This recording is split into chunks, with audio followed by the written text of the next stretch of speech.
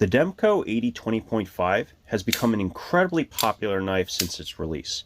So much so that a lot of companies have decided to make aftermarket scales like these. These are aluminum scales made by Original Goat. So today we're going to disassemble the knife and check them out.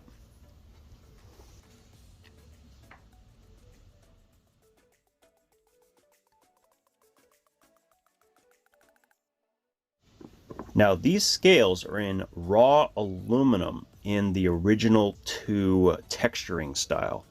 And I'm very impressed. Now this company will also be making all of these designs in titanium as well. So if you want something a little bit more upscale, that is possible. They also make back spacers, something that I really wish I had purchased when I got these. Now, something I forgot to mention, the case that I'm working on is called the Vault case, and it has this really cool disassembly tray on the back. Now, you can buy your own disassembly trays, but these are the organizers that I use to keep all my stuff, so I feel like why not use them?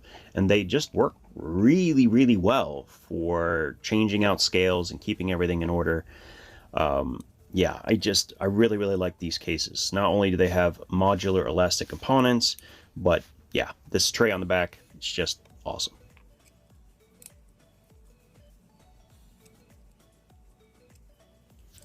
Now, although I have many different screwdrivers that I could use for this, I find myself using any kind of pry tool screwdriver combination because I tend to use both of those implements while disassembling from time to time. The other thing that's a little bit more embarrassing is I find that I end up breaking the ends off T6s quite often, and I think these are like the last couple 4mm T6 bits that I have access to right this moment. Now you might have noticed that when I did this disassembly, I was being very cautious to keep my finger on top of the spring area. I have seen far too many videos, and yeah, I'm just afraid that I'm going to yeet this thing somewhere in my garage and I'm just never going to find it, and I'm going to be sitting there very sad.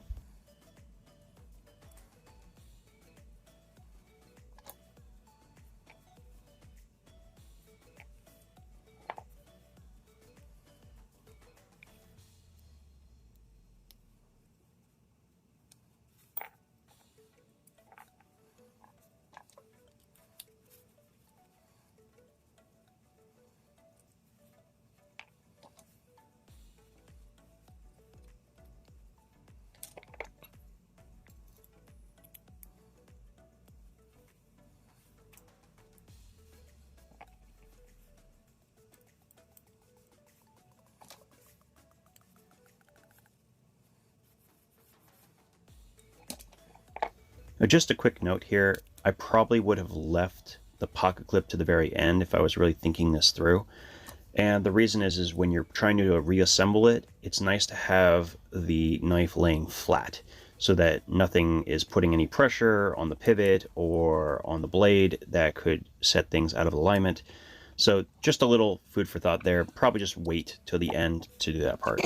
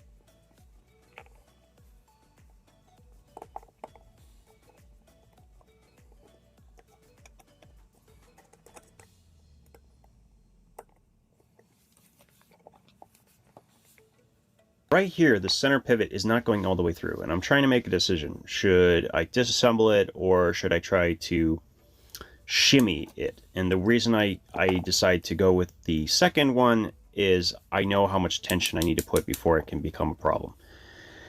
So what you do is you install a screw and you kind of get it so it's a little tight, and then back it off and then tighten it again. And the idea is to have the edge of that pivot kind of sliding into its spot without putting too much pressure on any of the components inside.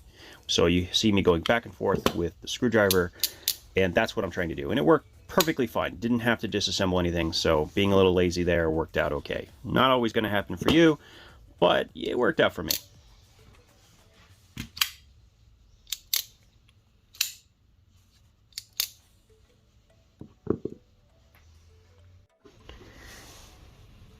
And there you have it. I gotta say,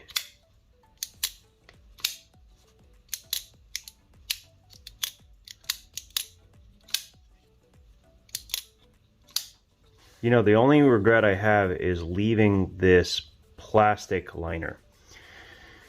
This is a beautiful piece now, and it really fits it, I think. But the sound is what I was kind of hoping would be a little bit different. I hope it would be more intense, and I think it's because this plastic backspacer actually dampens the noise, you know, kind of cuts that vibration. And honestly, with a knife like this, it's already kind of loud. I want to just, it's like a Harley Davidson. You just want to hear it roar, you know what I mean? I think it really deserves it. So definitely going to be ordering a backspacer for it. But I think all in all, I'm pretty happy with it. That raw aluminum is going to wear really nicely. Feels great in the hand. Feels like it's got a lot of bite, and I like that. But yet the edges are still quite smooth. Very, very nice. And this is, in case people were wondering, this pattern is the OG number 2. Slightly different patterning. Quite a bit different from the original. It's closer to what the Andrew Demko AD20 looks like. So loving that so much. So thanks for watching this quick breakdown. I'm sure I could have done some of that better. Let me know down in the description. What would you do a little differently? Thanks for tuning in. We'll talk again soon.